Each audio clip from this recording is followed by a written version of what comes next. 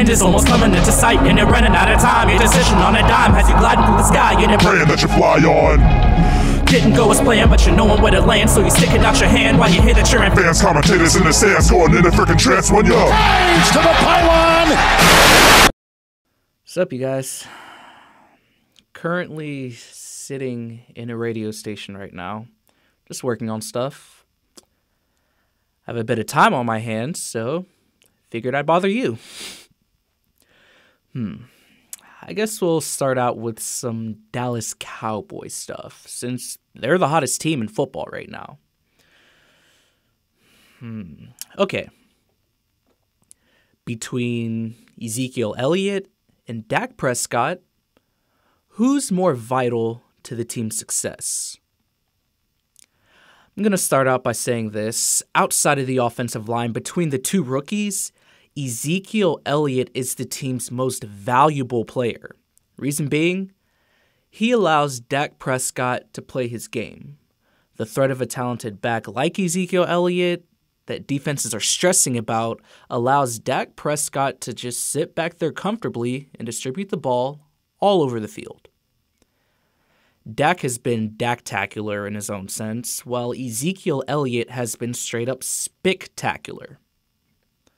Though, let's be real, any running back will look great behind that O-line like Darren McFadden proved last year.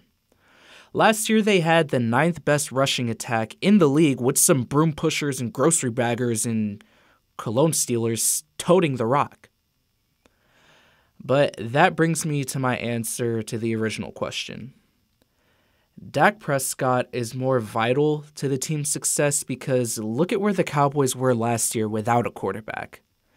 They end up with a top 5 draft pick. Those quarterbacks that were playing in Dallas last year couldn't make something out of the ragtag group of receivers last year led by Cole Beasley. But Dak has already proven that he certainly can do that. Now, while I do think if you give a guy like Alfred Morris the majority of the carries, you still have a top 10 running game if he stays healthy.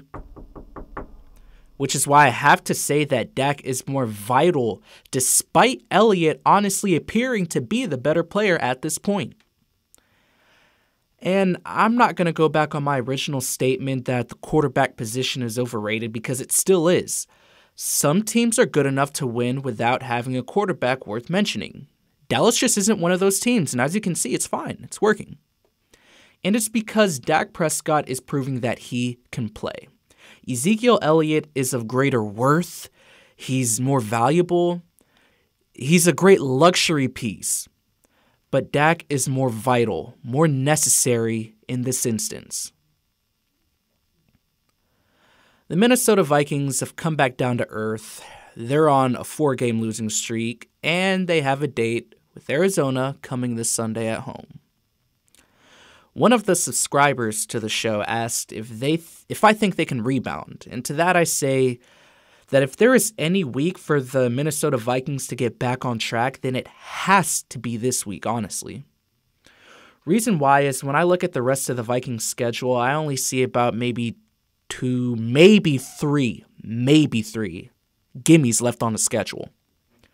That's the Colts, the Jaguars, and possibly the Packers, depending on if they get out of their rut or not, because the Bears already beat them. So when you look at the losses that Arizona has suffered so far this season, it's been against defenses that have sort of a physical presence about them.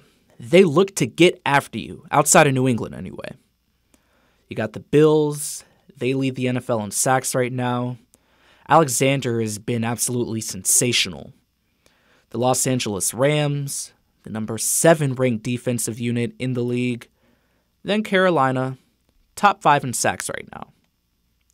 The Vikings have the blueprint to keep the Cardinals' offense in check with the top scoring defense in football. But the offensive line is going to have to help out Sam Bradford, who still is actually playing really well, all things considered. If they can start by getting some momentum, by winning against Arizona, then take it back to the Lions next week, then they can get back into the groove. But these next 2 or even 3 weeks are going to be crucial for them. Okay, I'm gonna get back to doing some schoolwork, so I will see you guys next time. I'm honestly feeling like Sashi Brown right now. It's that point of the year where I just don't care anymore. I'm ready to just throw in the towel and call it a semester. But I'm not a billionaire, so I can't do that just yet. I'm Milton Woolley, and this has been another edition of The Pylon.